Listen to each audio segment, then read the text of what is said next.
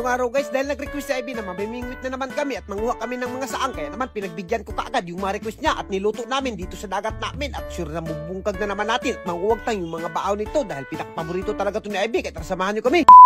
For today's video mga idol, dahil holiday ngayon, alam na kung saan kami pupunta. At pumunta nga pala kami dito sa tindahan para pumalit ng bingwit. Dahil mamimingwit kami doon sa dagat ng ibis. Dahil matagal-tagal na rin kami hindi nakapamingwit ng ibis. At request kasi to ni Ivy na mamingwit ng ibis. At dahil hindi ko kaya magbukod ng nylon ng ako lang isa, kaya naman tinabangan ako ni Ivy. Tumatkat na nga rin ako dito sa bayabas para magkuha ng stick. Dahil hindi pwede ng nylon lang yung gagamitin natin. Siyempre gagamitan din natin ng stick. At sa puntong ito, dahil may nakita akong pinakabagong kaha at sa 2028 pa ito ma-expire, kaya naman dinala namin. Dahil kakaiba yung food trip namin ni Ivy at kakaiba yung lulutuin namin sa ibis na to. At dito hindi na ako nagpadugay-dugay pa. Hindi siya na kaagad yung butane natin dahil hindi tayo pwede magluto sa dagat ng walang butane at transition na kaagad tayo. At sa puntong ito dahil napakataob na isipan namin na Ivy ng mga awat na naman ng baruto dito. At dito kapag nangawat ka sa baruto namin hindi naman masusuko itong tag-iya. Pero dapat handa ka malibang ng danggit na nakauna yung buntot. At dahil handa kami na Ivy na malibang ng danggit guys, kaya naman kinawat na naman namin to at nagpatuloy-tuloy kaagad kami. At siyempre bago kami mag-proceed sa aming pupuntahan na spot ay nanguha muna kami ng mga lamang dito. Ang lamang nga pala ito yung papaon namin sa mga ibis guys dahil pinakapaborito talaga tumukbangin ng mga ibis at talagang mabubungkag yung mga lamang na to. At pagkatapos naming mangkuha, gibati man kami na Ivy ng mga kagusla guys, kaya nagsima-sima muna kami ng baon namin na kutsinta dito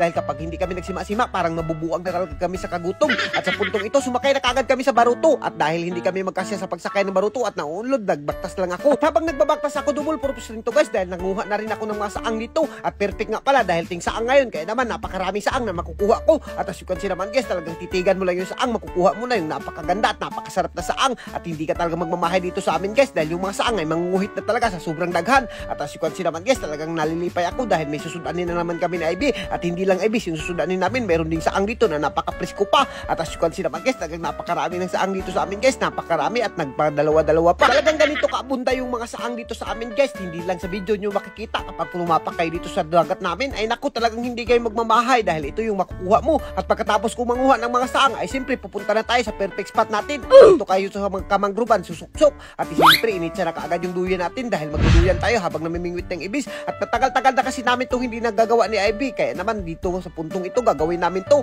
At as you can see naman guys, napakahayahay ko talaga dyan. At dito nga sinimula na kaagad namin ni Ivy na mamingwit ng ibis at napakarami na kaagad ng kuha namin dahil medyo gimingaw na rin yung mga ibis dito sa amin at napakalakas din kasi nito humabhab ng malamang at napakaganda kasi yung lamang guys kapag pinaon mo. At sa puntong ito habang namimingwit si Ivy ng ibis, ako naman hinikay ko kaagad yung kuha ko dito na saang at ayan na nga, lulutuin natin yan, lalapuhan nga pala natin yan ng dagat. As you can see naman guys, nagamit na ka yung pinakabago natin na kaha sa 2028 pa ma-expired. At ayan na nga guys, pagkatapos ko kaagad magtakang ng saang ay nagpahuway muna kami na Ivy dito habang pinapaabot na magsubo yung saang. At sa puntong ito, pilaray pagpasubo ng saang, nagsubo na kaagad, kaya naman tinantad na kaagad ni Ivy yung lamasin natin dyan. At siyempre ako talagang hindi na rin ako nagpadugay-dugay, binantayan ko dahil baka mayabu. At dahil wala kaming mabutanganan ng kinilaw, yung tutoy nga pala ni Ivy yung binutangan niya dahil medyo malaki-laki rin naman yung tutoy niya, kaya naman yan yung binutangan niya ng pipino at para mas maging malasa rin. At sa puntong ito, dinukdok ko na nga rin yung ibang saang dahil hindi talaga namin mabunlot, pero yung iba mabunlot namin dahil dagat lang naman yung nilapuan namin. Pero ito guys, talagang napaka-presko, kung nakikita nyo pa orange-orange pa, kaya tinilawan ko na, hindi na ako nakaantos. At dahil hindi namin kaya hurutin yung iba, kaya naman kinilaw ko na lang dahil masarap rin naman yung kinilaw, lalo na kapag ginakos ka ni Ivy kapag nagkilaw ka. At sa puntong ito dahil may dala tayong kaha, siyempre magpipirito ka agad tayo. Meron nga pala kaming napakaraming oil at napakagamay na ibis. At kaya nga guys, 5 beses lang yung ibis na pinirito namin, pero goods na goods pa rin yan dahil mabubungkag pa rin natin yung mabahaw niyan. At sa hindi nakakalam, napakasarap nga pala pirituhin ng ibis.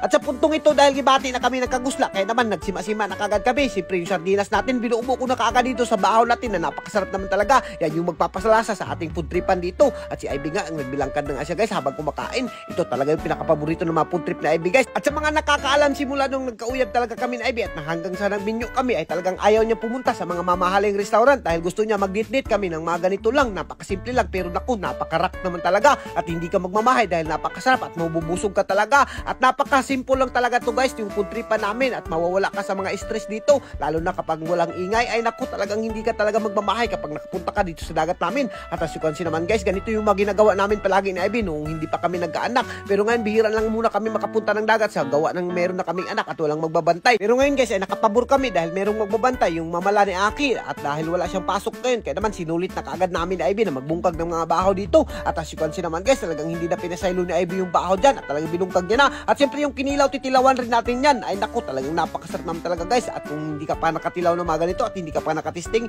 ay naku, talagang hindi ka magmamahay kung ganito ka-enjoy yung mga ginagawa nyo. Alam nyo ba guys, 3 lang talaga kami magkasama dito, pero hindi ko ibabaylo to kahit gaano karami pa yung tao. Pero naku, talagang napakasarap talaga dito at mawawala talaga yung stress mo dahil napaka-peaceful lang. Lalo na nagdala kami ng duyan, ay naku, talagang hindi kami magmamahay. At pati yung aso nga namin napatilap na sa sobrang sarap ng mga kinakain namin. At dito guys, tinungab ko na kaagad yung cook. At hanggang dito na lang muna kami guys. At kung ginahan ka sa mga video namin, huwag mo na kalimutan i-like, i-share para mas marami pa tayong food trip. Thank you and God bless you all. Shout out sa inyo. Babuhay kayong lahat dyan mga idol hanggat gusto nyo. So and guys, kung gusto nyo pumaldo guys, nasa comment section yung link, PH Sports yun. Talagang maaasahan mo, kaya huwag ka nang magpadugay-dugay pa. Nasa comment section yung link, kaya ano pang hinihintay mo? Keep fun and gamble responsibly. Mabuhay kayong lahat dyan mga idol hanggat gusto nyo.